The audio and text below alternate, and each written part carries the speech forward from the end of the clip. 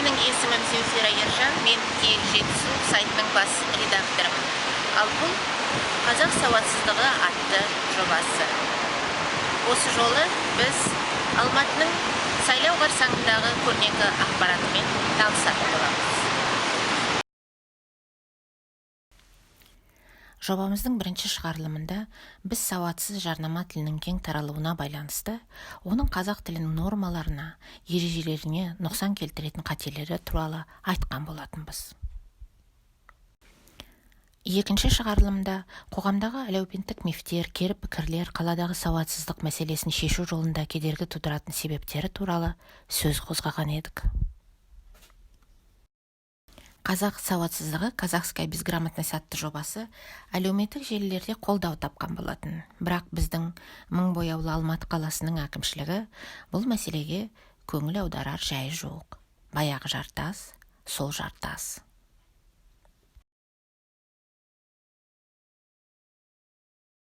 Енді біз Абай даңғылы мен Достықтан Шарипов көшесіне дейін жүріп, жарнама билбордтарындағы жазуларды, оған қоса сайлауға қатысатын үміткерлердің ұрандарымен танысып шығайық.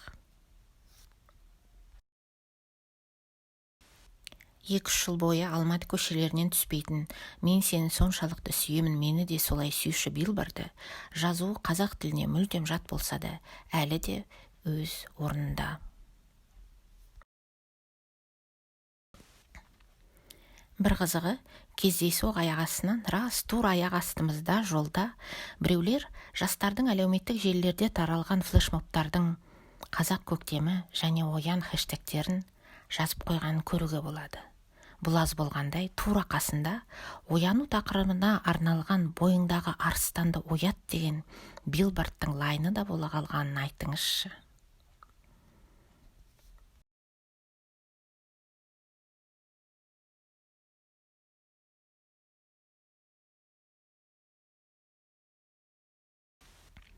Ал енді үміткерлердің сайлау ұрандарын оқып, оларды қазақ грамматикасы тұрғысынан қарастырып көрейік. Достықтан Шарипов көшесіне дейін 6 үміткерлердің билбордтары орналасқан екен. Сан жағынан алғанда, Қасым-Жомарт Тоқаевтың билбордтары басқаларға қарағанда жиі кездеседі.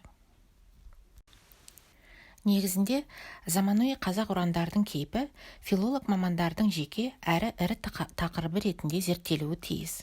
Осындай ғылыми жұмыстар бар да шығар, бірақ олар көпшілікке беймәлім. Сондықтан осы жерде айтылатын пікірлер қазақ тілінің мамандарына қойылатын сауал ретінде қарастырылуы жөн болар. Қазіргі қазақ тіліндегі саяси ұрандардың орыс тіліндегі ұрандарға еліктейтіні көрініп тұр. Орыс тіліндегі ұрандардың үлгісі бойынша пішіп тігілген сынды. Осындай жағдайда қазақ тіліне тән септіктер қолданыстан тыс қалып отырғанын байқауға болады. Мысалы, Садыбек Түгелдің ұранында ұлағатты ұрпақ, ұлттық ұстаным деп жазылыпты. Қазақи түрі ұлағатты ұрпақ, ұлттық ұстанымы болмаушы ма еді?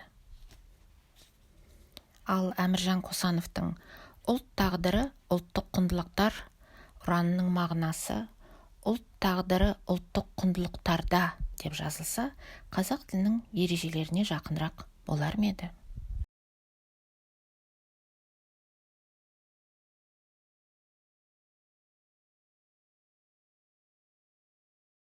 Дания Еспаеваның табысқа ұмтылу ұраны. Қазіргі кезде табыс сөзі көбінесе белгілі бір жұмысты атқару нәтижесінде түсетін ақша, материалдық игіліктер, кіріс, пайда мағынасында қолданылып жүргенін ескерсек, қайта орыс тіліне аударған кезде стремление к успехуның орнына стремление к прибыли, тіпті осы ұран троллингке тап бола қалса, погоня за прибылью деп аударуға да болады. Қасым-Жомарт Тоқаевтың игілік баршаға, Жамбыл Ахметбековтың адал еңбек қоғам мүддесі үшін ұрандары орыс тіліндегі нұсқасынан тікелей аударылған ұрандар сынды әсер етеді. Менің ойымша, Жамбыл Ахметбековтың «Честный труд на благо общества» ұранын қазақ тіліне калька ретінде емес, қазақ тілінің заңдылықтарына сай аударылған кезде Ол Төлеутай Рахымбековтың басты мақсат елге қызмет ету ұранымен мағынасы жағынан жақын болмаушы ма еді. Амангелді Таспиховтың жұмыс істейтін шақ, время работать ұраны да аталған тақырыптан аса алыс емес сияқты. Айтылған пікірлермен келіспей, оларды жоққа шығаратын филолог мамандар табылса, нұр үстіне нұр дегендей. Қазіргі қазақ тілінің дамуына, ғылыми тұрғыдан көзқарас қалыптасқанына не жетсін? Ал енді коммерциялық жарнамаға назар аударайық. Жолымыздағы жарнама мәтіндерінің ішінде нағыз қазақ жарнамасына сай келетін бір ғана мәтін кездескен болатын. Ол «Қызыққа тоймай жүрсең» деген лайн. Орысшасы «Ля дикой жажды приключений».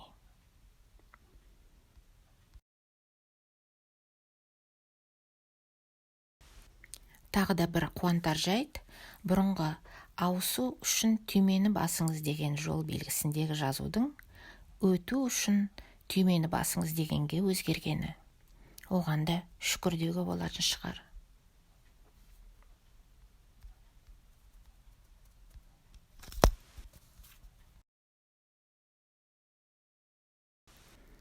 Ал мынау билбордтағы жарнама Қазақстанның тілдер туралы заңына қайшы келіп тұр.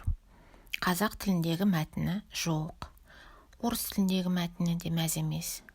10 лет часть образа вашей жизни депті. Сен үшін рахат миксі. Рақат сөзі дұрыс жазылмаған.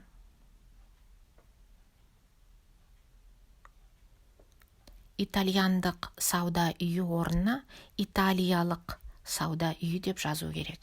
Себебі итальяндық Италияда тұратын адам деген мағынаны білдіреді.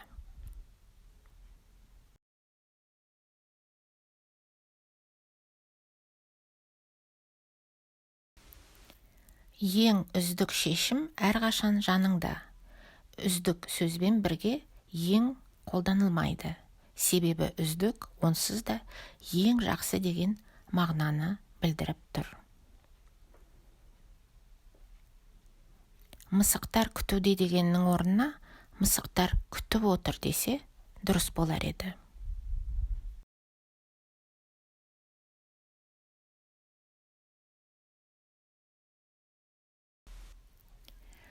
Ал ұзаққа еліктіреді. Сіздің Англияңыздың бөлшегі, күшті сергектік сынды жарнама мәтіндері орыс тілінен қазақшаға тікелей аударылған калькалардың қатарына жатады.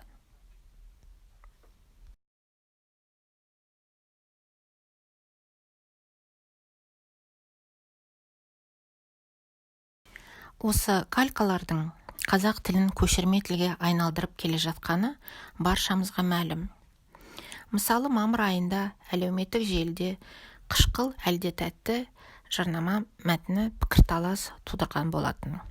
Жастарымыздың арасында ме шылаулары ескірген, қазіргі қазақ тілінен кері әсерін тигізеді деген пікірлері айтылып жатты. Демек, қазақ тіліне кеңес заманында қалыптасқан немқұрайлы көзқарастың әлі күнге дейін сақталып келе жатқанына көзіміз жетіп тұр. Оның себептері постколониалдық үрдістермен тығыз байланысты. Ол туралы біз қазақ сауатсыздығының келесі шығарылымында сөз қозғайтын боламыз.